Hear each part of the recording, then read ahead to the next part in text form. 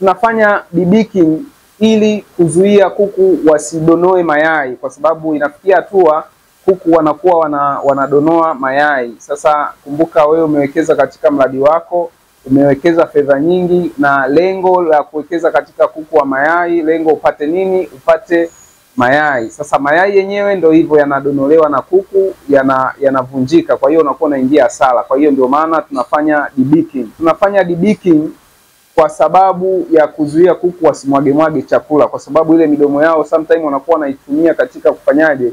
Kumwaga chakula, na hivyo wanaweza wakasababisha nini? Wakasababisha wewe kuingia katika gharama zisizo za lazima. Sasa na katika process hizi kuna vifaa ambavyo vinakuwa vinatumika, ni vifaa maalum.